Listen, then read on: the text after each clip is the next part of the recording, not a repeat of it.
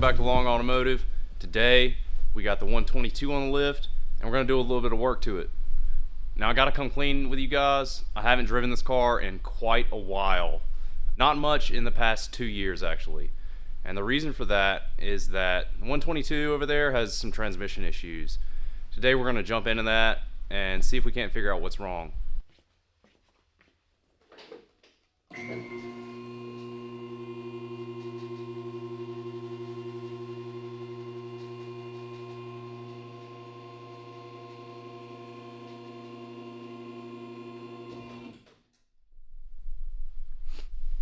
You'll notice right off the jump the handy dandy drain pan. It's good and black, as they should be. Take a look up under the car here. Now, the eagle-eyed viewer, as they used to say on Top Gear, looks like ATF, but the T5 experienced among you will know that T5 transmissions take ATF. And on a manual trans, you shouldn't have a leak. I mean, you shouldn't have a leak on any trans, right? But especially not a manual trans. And I think what the issue is there's a crack in the passenger side of the tail shaft housing. One that I've tried to weld up once already. So we'll see what it is here. We've got to get this exhaust off. We've got to get this transmission cross member out, the drive shaft out, and then we can get a good look at it.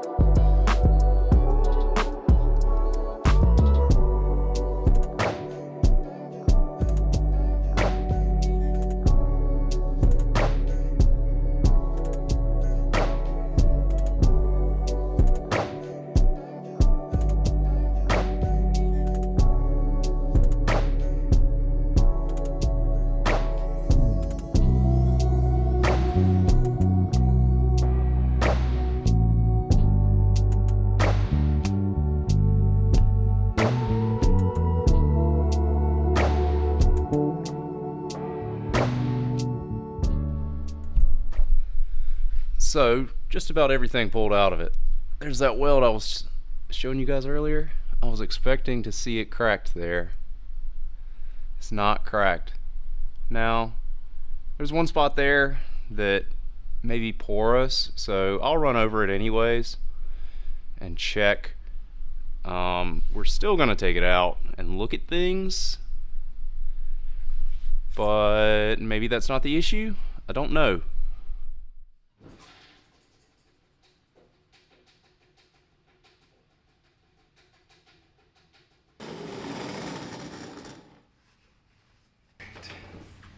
See if we can't pull a transmission, shall we?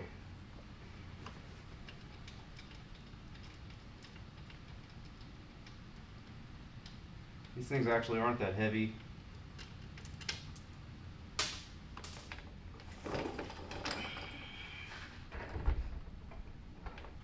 Famous last words, right?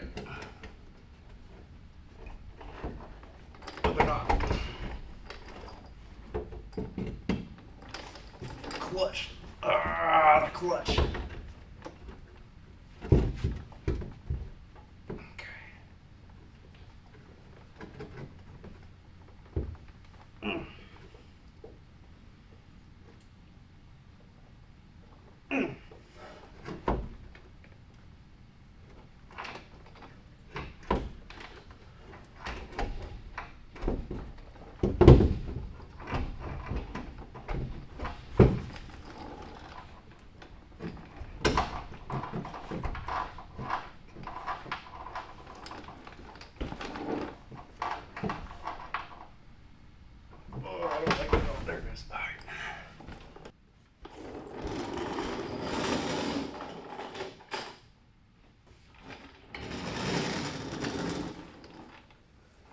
Take two.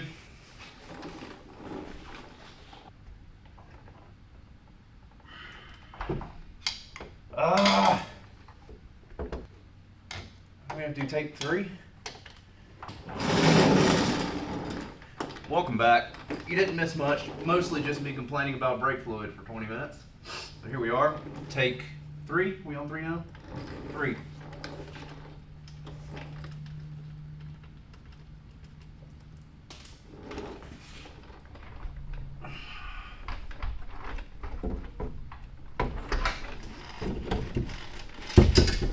All right.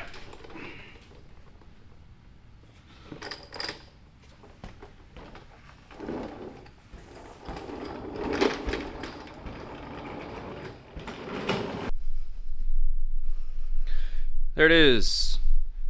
T5 World Class. It's the tilt and hydraulic slave cylinder on the front there. I think the issue we have is a little more dangle on that than I like.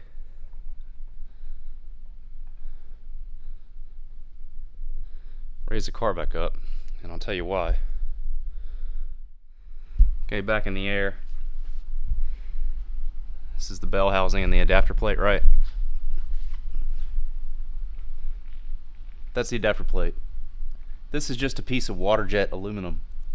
And I don't think, it may be machined, but it definitely does not have a register that aligns with the bell housing there.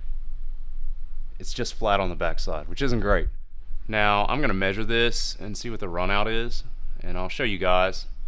Maybe I'll look a little dumb if it turns out to be okay, but I don't think it's gonna be. When you do a transmission swap like this with an adapter plate, you're supposed to measure the runout of the bell housing in relation to the snout on the transmission. I never did that. I really doubt that it's right. Maybe it is. It's gonna be kind of amazing to me if it is, because it's supposed to be within 10,000ths of an inch, and without a register on the adapter side to mate to the bell housing, it's just relying on bolt position, and I don't know, I kind of doubt it. Here's what I was talking about. Adapter plate bolts in like so, see? Pull it off.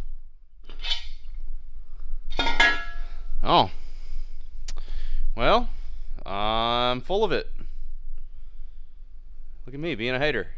Turns out I built this car 5 years ago and I don't remember everything I did. But At that time, I had bought this really super nice D-Works adapter, and I was going to use it. I guess I'm smarter than I thought I was, but I will still check the runout in there with the trans mounted on the bell housing and everything in the car, and we'll see what we come up with. I know you guys are going to ask me what clutch this is. This disc is just a custom disc with the T5, that spline pattern in it.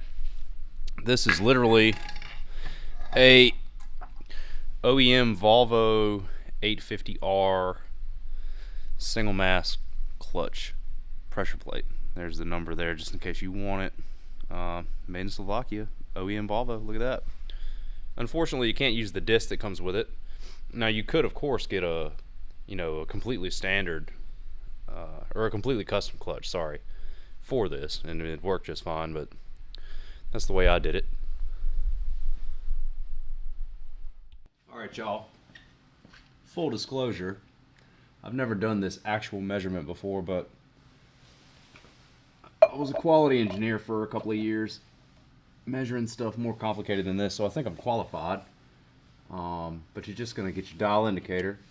This is a magnet block, put it on the flywheel. Take our bell housing.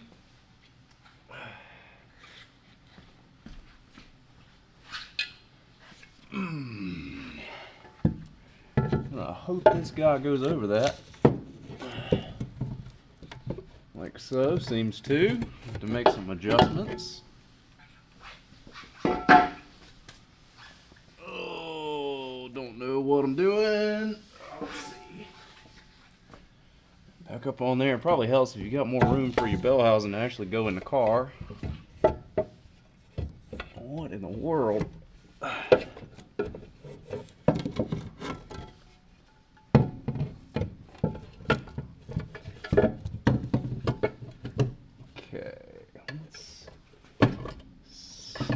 Do this. Alright, there it goes. Alright, look at that. No problem. Alright. Let's see. What's gonna happen?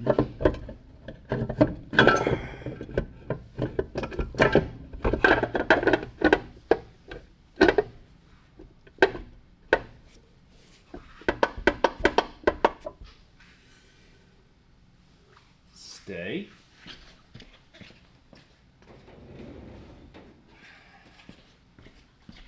Bit of encouragement here.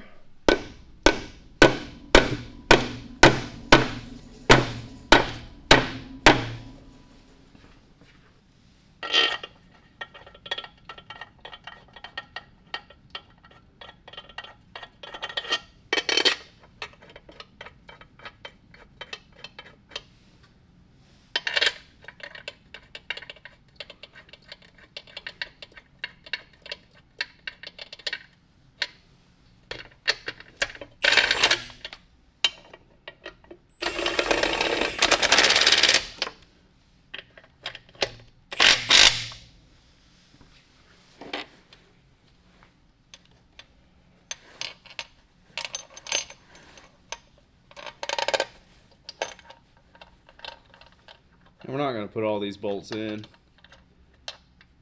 partially because I'm lazy and partially because it's just not necessary.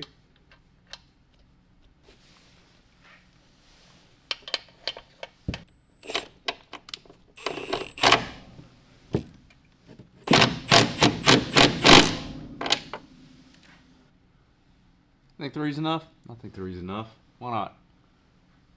Let's check it.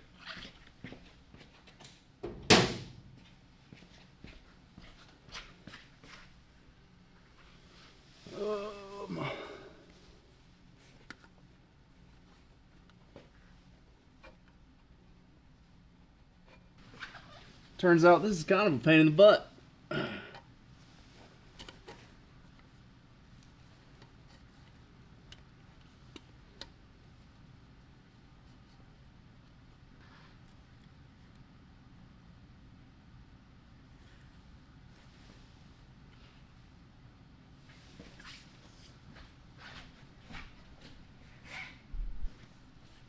Alright, we got to set a 0. Y'all holler at me if it goes over 10 thousandths. That's what we're looking for. 10 thousandths total indicated run out.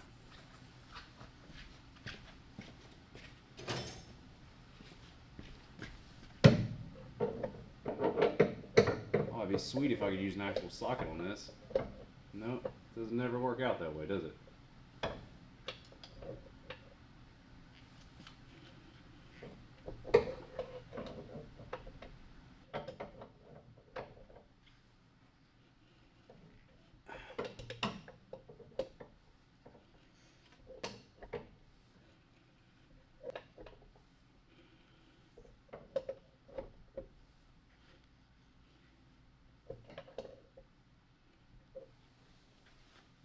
Alright, so color me surprised.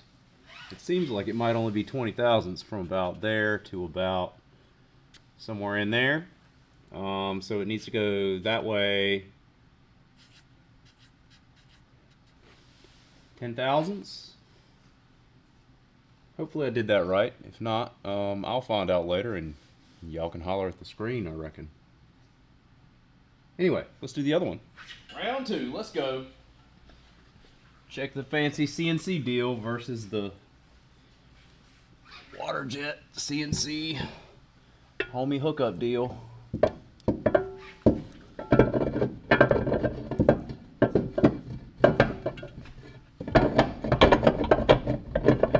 Again, biggest challenge of getting the actual bell housing in the car. Look at that.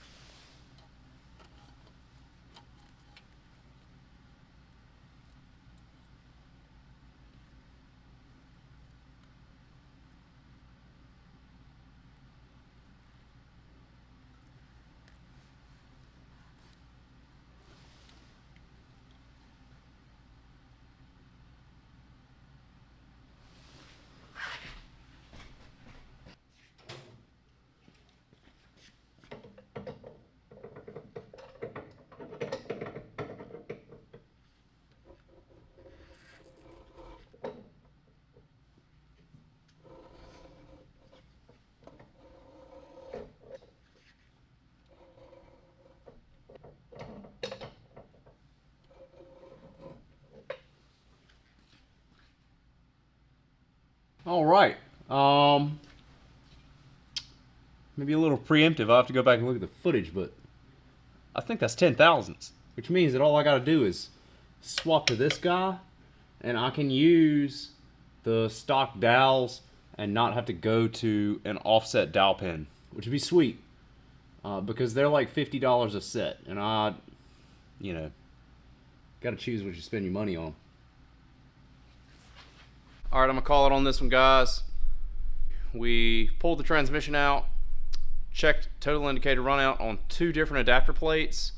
I was a little bit worried about the one that was in the car. It turns out it's not as bad as I thought it was gonna be. I thought it was gonna be way out. In fairness, you could call 2 times spec way out. I think that's fair. But the CNC one that I had bought a long time ago, and I don't know why I didn't use it then. It's a good question. Anyways, that one seems to be just in spec. 10 thousandths is tolerance. It seems like 10 thousandths total is what we got. So if so, I'm gonna call it good.